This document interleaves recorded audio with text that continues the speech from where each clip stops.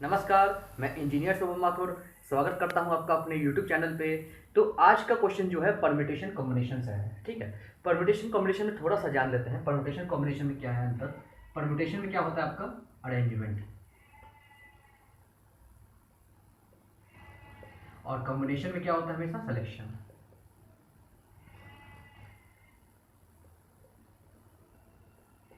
ठीक है, कोई भी अरेंजमेंट की अगर बात होती है, किसी भी चीज़ में अगर हम अरेंजमेंट की बात करते हैं तो परम्यूटेशन हमेशा उसमें यूज़ करते हैं, और किसी चीज़ में अगर हम सिलेक्शंस की बात करते हैं तो उसमें हम कॉम्बिनेशन यूज़ करते हैं।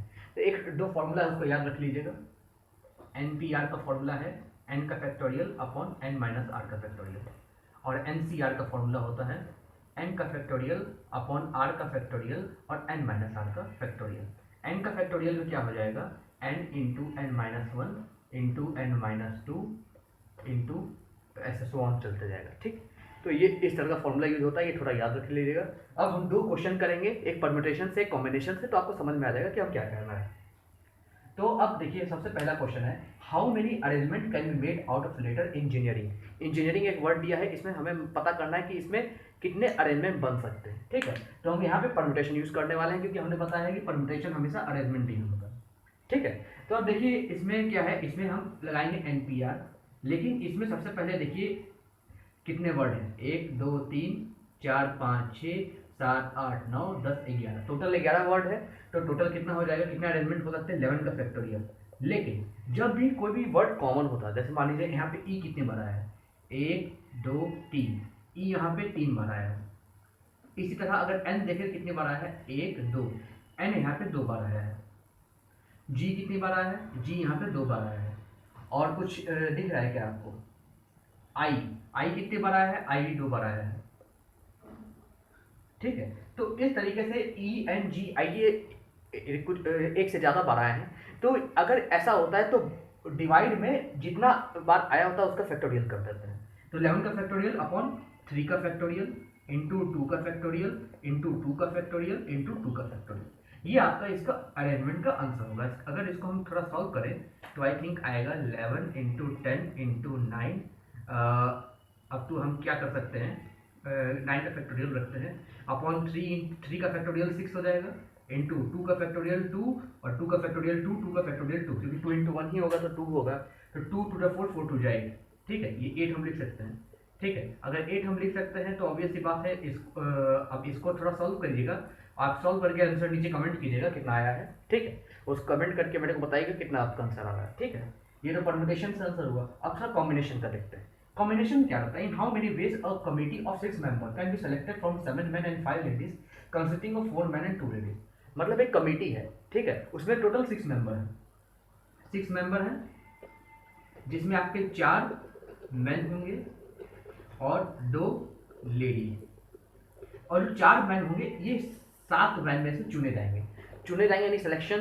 तो यहाँ पे क्या आ जाएगा 7C4, और 5 लेडीज में से 2 लेडीज चुनी जाएंगी, तो यहाँ पे आ जाएगा 5C4। अब ध्यान रखिएगा, अगर यहाँ पे एंड होता है 7 मैन एंड 5 लेडीज, अगर कहीं भी एंड का इस्तेमाल होता है तो वहां पे दो चीजों के बीच हमेशा मल्टीप्लीकेशन होता है।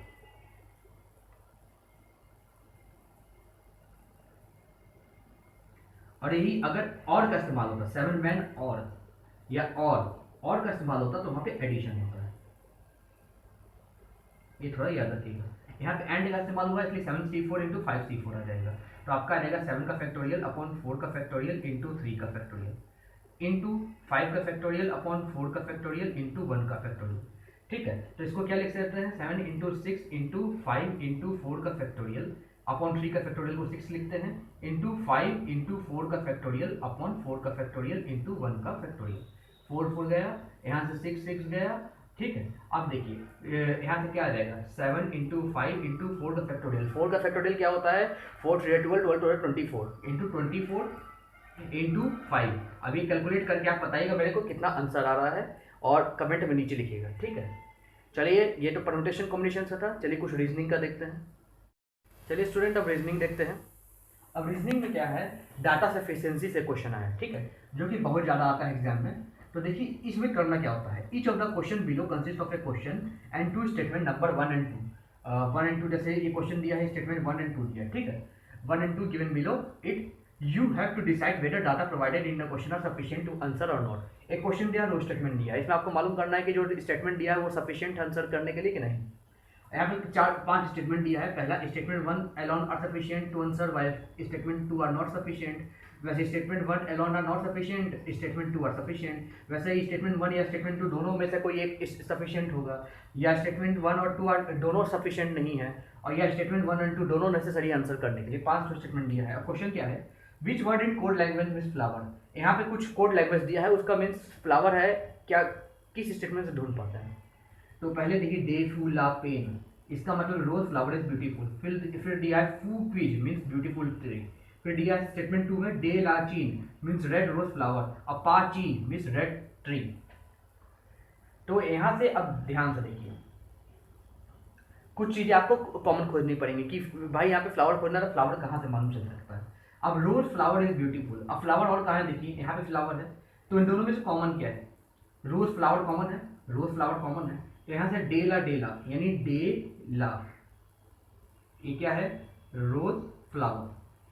लेकिन इसमें से ऐसा नहीं लिखते हैं, डे ला मतलब रोज फ्लावर, लेकिन ये एग्जैक्ट नहीं मालूम चला डे मतलब फ्लावर होता है कि ला मतलब फ्लावर होता है, क्या कहीं और तो मालूम चल पाया क्या, और कहीं फ्लावर तो दिख नहीं रहा है, लेकिन और भी चीज तो दिख सकता है, जैसे ब्यूटीफुल है, ब्यूटीफुल यहाँ पे फू है, यहाँ पे भी फू है, तो यहाँ पे फू क्या हो गया, ब्यूटीफुल। ये क्या हो गया आपका, ब्यूटीफुल,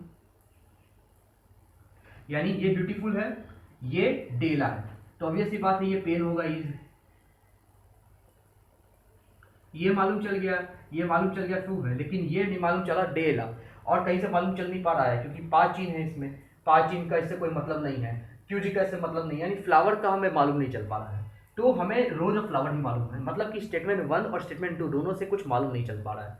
तो आंसर क्या हो सकता है, बोथ स्टेटमेंट 1 और 2 are not sufficient to answer, यानी इसका आंसर डी हो सकता है, या 4 कर सकते हैं, ठीक है। इसका आंसर होगा स्टेटमेंट 1 स्टेटमेंट 2 दोनों सफिशिएंट नहीं है, मतलब कि इसका आंसर क्या होगा, स्टेटमेंट 1 एंड 2 बोथ नॉट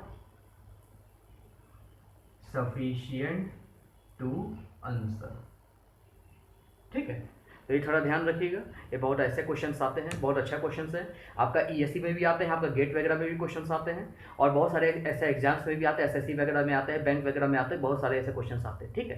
तो उम्मीद है आपको ये लेक्चर पसंद आया होगा, पसंद आया तो मेरे चैनल को सब्सक्राइब कर लीजिएगा, मेरी वीडियो को लाइक कीजिएगा, मेरी वीडियो को शेयर कर दीजिएगा, मेरे वीडियो पर कमेंट कीजिएगा कोई डाउट हो तो, और जितना शेयर कर सकें मेरे वीडियो को उतना बेहतर है, क्योंकि और आप जैसे लोगों तक मेरे वीडियो पहुँचना बहुत आवश्यक है। चलिए ठीक है, अगले वीडियो में मिलते हैं एक नए कॉन्सेप्ट, एक नए आइडिया के साथ, तब तक के लिए बहुत बहुत धन्यवाद।